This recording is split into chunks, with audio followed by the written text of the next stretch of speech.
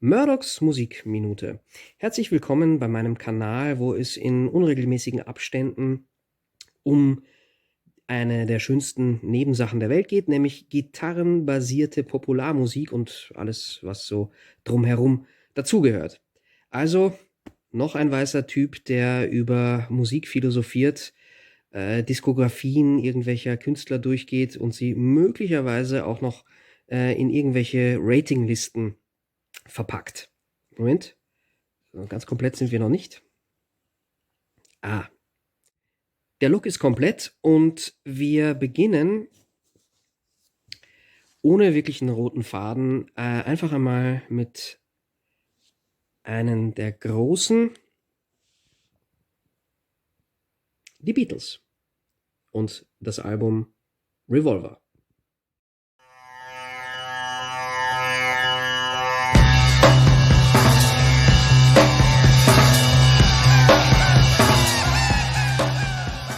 Was denn?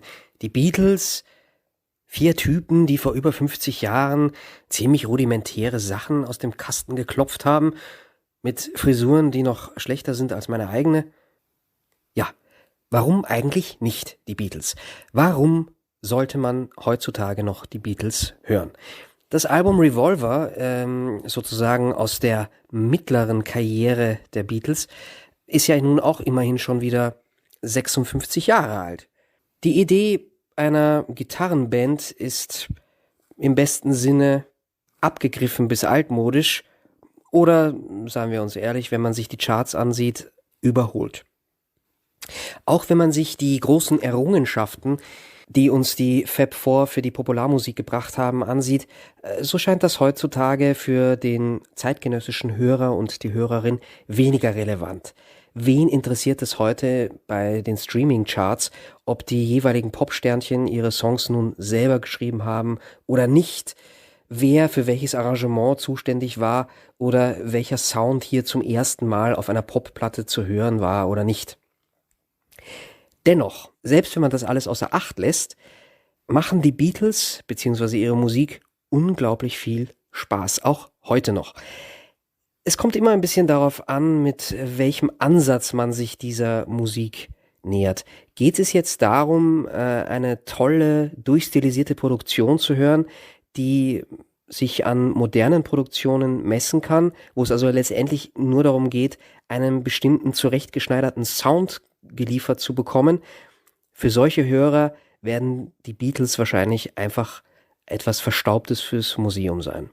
Wenn man aber grundsätzlich nach Musik sucht, die einen durch ihre vielleicht etwas naive, aber wahnsinnig neugierige und offene Experimentierfreude mitreißt, bei einer gleichzeitig großen Liebe für die einfache, aber auch ebenso eingängige Melodie, dann sind die Beatles wahrscheinlich das Nonplusultra, auch heute noch.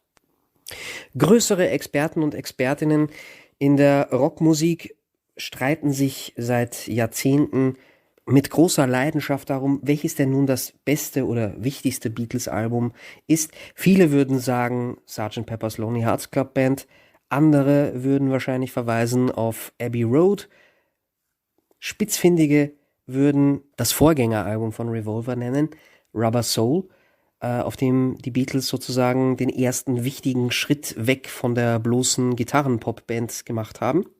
Und Exzentriker würden wahrscheinlich das Album The Beatles nennen, besser bekannt als das Weiße Album. Viele können sich aber auch auf Revolver einigen und es geht mir jetzt auch gar nicht so sehr darum, dieses Album hier als das absolut Beste der Beatles hinzustellen. Sicher ist es allerdings eines nicht nur ihrer wichtigsten, sondern auch eines, das am meisten Spaß macht. In knackigen 14 Songs, das war für die 60er Jahre eher ungewöhnlich, so viele Nummern auf einer Platte zu pressen, spielen sich die Fab Four aus Liverpool durch einen wilden Genre-Mix, der sogar manchmal avantgardistische Elemente bedient, aber immer griffig und zum Mitsingen bleibt. Was auch interessant ist an diesem Album ist, dass George Harrison etwas mehr Spielraum bekommt als Songwriter zum ersten Mal auf einem Beatles-Album. Nicht das erste Mal, dass seine Songs auf einem Album sind, aber auf Revolver wurden ihm tatsächlich ganze 3 Songs überlassen, also Platz für 3 Songs. Und diese 3 Songs haben es auch durchaus in sich. Das Ganze führt zu einer knackigen Mischung, die im Universum der Beatles eine stärkere Hinwendung nicht nur zum psychedelischen Sound, sondern auch zu dem, was wir auch noch heutzutage landläufig als Rockmusik bezeichnen würden. Dieser etwas reifere, abenteuerlichere Stil wird auch schon durch das berühmte Albumcover vorweggenommen, eine Collage aus Beatles-Fotos in strengem Schwarz-Weiß gehalten und doch irgendwie verspielt, vermischt mit Zeichnungen ebenfalls. Warum dieses Album auch modernere Hörgewohnheiten anspricht, ist die Länge der einzelnen Tracks, die durchaus für Personen mit kürzerer Aufmerksamkeitsspanne perfekt ausgerichtet sind. Ich glaube, kein einziger Track auf diesem Album ist länger als 3 Minuten, wenn überhaupt. Das heißt, gibt's mal eine Nummer, die einen nicht so mitreißt, dann ist sie auch schnell wieder vorbei und man hüpft schon zur nächsten Blüte dieses bunten Kaleidoskops. Und ich sage absichtlich bunt, auch wenn das Plattencover, wie gesagt, schwarz-weiß ist.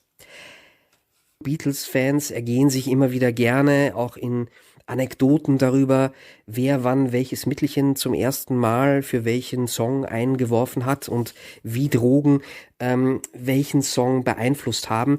Das spielt durchaus natürlich eine Rolle, sollte aber nicht meiner Meinung nach im Vordergrund des Musikgenusses stehen. Schauen wir uns kurz die Tracks an und keine Sorge, das wird jetzt keine langwierige, enzyklopädische Auflistung sämtlicher Details zu den einzelnen Songs, aber einfach nur, um so ein bisschen ein allgemeines Gefühl für dieses Album zu bekommen. 1, 2, 3, 4, 1, 2. Ganz untypisch startet Revolver gleich mit einer Nummer von George Harrison, der dann auch sofort klar macht, dass die Zeit der Lieder übers Händchen halten und Brillantringe bei den Beatles ein für alle Mal vorbei sind.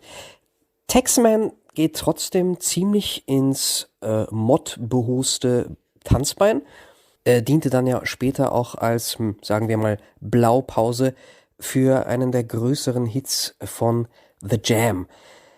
Swinging 60s Gitarrenlicks treffen auf Kritik am Steuersystem des damaligen United Kingdoms. Wem das alles ein bisschen zu trocken und zu merkwürdig ist als Einstieg, dem sei der barocke Pop oder Chamber Pop von Eleanor Rigby ans Herz gelegt.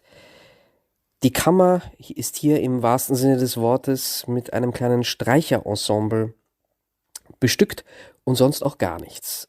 Von den Beatles hört man eigentlich nur Paul McCartney auf dieser Nummer, der immer wieder zu Recht attestiert wird, dass das Streicherarrangement schlichtweg ingeniös ist. Insbesondere im Zusammenhang mit letztendlich banaler Popmusik. Ein Song über einsame Menschen, die in der Anonymität sterben. Auch nicht gerade das, was man bisher von den Beatles gewohnt war. Ansatzweise psychedelisch wird's dann mit dem schön schlurfigen I'm Only Sleeping aus der Feder von John Lennon. In diesem Song geht's schlichtweg darum, dass Lennon gerne faul ist und einfach mal ausschlafen möchte.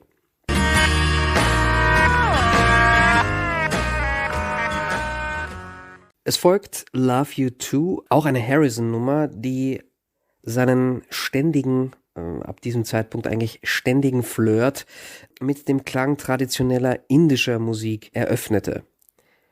Von diesen Sitar-Nummern ist aus meiner Sicht Love You Too eine der besseren. Menschen, die sich tatsächlich mit indischer Raga-Musik auskennen, schlagen wahrscheinlich die Hände über dem Kopf zusammen, wenn sie diesen Song hören. Aber er macht einfach unglaublich viel Spaß. Es ist eine gewisse Spannung und ein Tempo drin. Im Gegensatz zu anderen Nummern in diesem Stil von Harrison, die manchmal ein bisschen zum Meandern neigen. Für diejenigen, für die das dann schon zu abgespaced ist, kommt dann wieder McCartney mit einer wunderschön melodiösen Ballade, Here, There and Everywhere. Gefolgt von einem der lustigsten, aber vielleicht auch meist gehassten Beatles-Songs, dem scheinbar kindlichen Yellow Submarine. Eine fast einfältige Nummer, die allerdings mit lustigen Klangeffekten bestückt ist und kompetent von Ringo Starr über die Bühne gebracht wird. Ich persönlich mag den Song einfach. Er ist nicht mehr als das, was er sein will, oder will nicht mehr als das, was er ist, und bildete ja immerhin auch die Grundlage für den putzigen Zeichentrickfilm gleichen Namens, der psychedelische Grafik, Humor à la Monty Python und Friede, Freude, Eierkuchen Spirit von 1967 ineinander vereinte. John Lennon beschließt dann die erste Seite. Früher musste man ja Platten noch umdrehen, da konnte man nicht an einem Stück durchhören.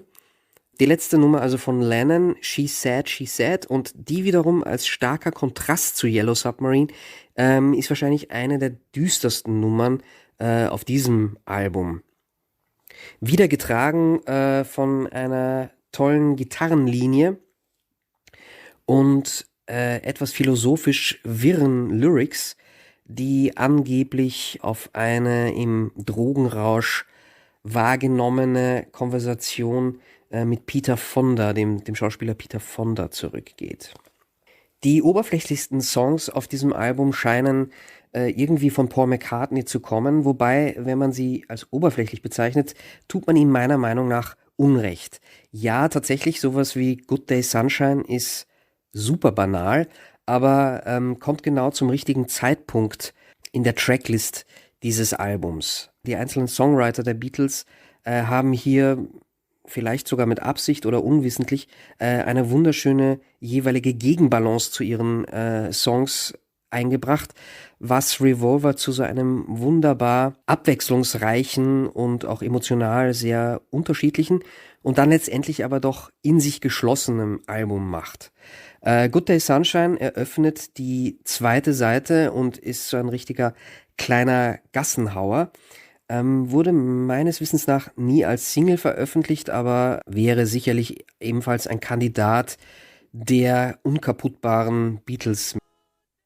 And Your Bird Can Sing ist eine etwas aufgekratzte, ebenfalls, also für Beatles-Verhältnisse, überraschend gitarrenlastige Nummer. Für viele Fans wahrscheinlich nicht unbedingt ein Höhepunkt im Schaffen der Beatles. Meiner Meinung nach aber an dieser Stelle des Albums ein sehr willkommener Tempowechsel, was die Geschwindigkeit anbelangt. Und ich finde die Melodie dieses Songs einfach extrem ansteckend.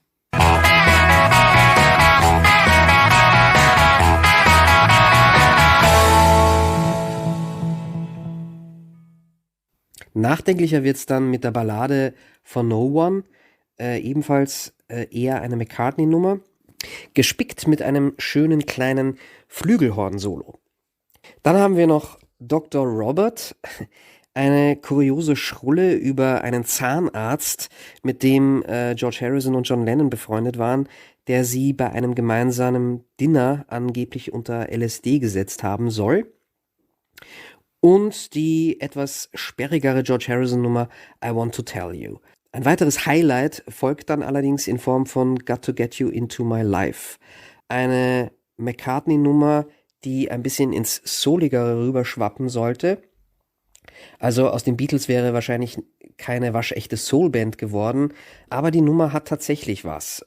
Schöner Drive, Bläser und eine kraftvolle Performance von Paul McCartney. Wunderbare Nummer. Und damit kommen wir auch schon zum Finale des Albums. 13 Nummern später und es fehlt noch das funkelnde, dunkle Juwel auf Revolver, das immer wieder gerne zitiert wird als eine der ersten und wichtigsten Nummern des Psychedelic Rock. Es ist auf jeden Fall eine der psychedelischsten Nummern, die die Beatles jemals aufgenommen haben. Tomorrow Never Knows. Im Gegensatz zur Harmonie und Melodieseligkeit vieler Beatles-Nummern macht dieser Song eine Ausnahme, indem er permanent auf einem einzigen Akkord eigentlich herumreitet, in geradezu hypnotischer Art und Weise. Das wird verstärkt durch einen fantastischen Schlagzeug-Groove, den man heutzutage wahrscheinlich auch gerne fürs Samplen heranziehen würde. Insgesamt eine wirklich herausragende Nummer und sehr ungewöhnlich, nicht nur für die Zeit, sondern für die Beatles allgemein. Mit Tomorrow Never Knows kam man dann aber wahrscheinlich schon so einen kleinen Eindruck und Vorgeschmack auf das, was die psychedelischen Jahre 1967 und 68 den Popfans bringen sollten. Bekanntermaßen nahmen die Beatles als nächstes ihr Meilenstein-Album Sgt. Pepper's Lonely Hearts Club Band auf, das gerne als genereller Höhepunkt des psychedelischen Pop bezeichnet wird.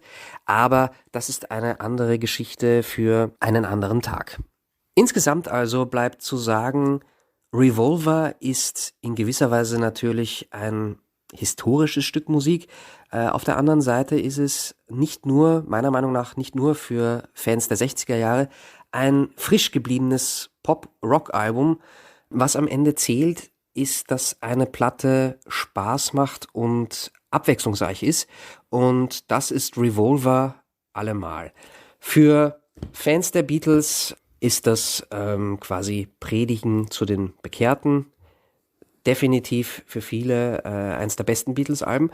Für Hörer, Hörerinnen, Musikinteressierte, die den Beatles vielleicht noch nicht so viel Zeit gegönnt haben oder schlichtweg die Beatles nicht kennen, wäre Revolver wahrscheinlich ein netter Einstieg. Indie-Pop und Indie-Rock-Bands haben sich diese Platte ganz gewiss ziemlich genau angehört, wenn man sich anschaut, was dann so in den 90er und frühen 2000er Jahren aus diesem Genre veröffentlicht wurde. Ja, bevor jetzt aber meine Schnupfennase platzt oder die Brille anläuft, vom Kopf heiß reden über dieses Album, würde ich sagen, am besten mal selber reinhören und danke fürs Zuschauen.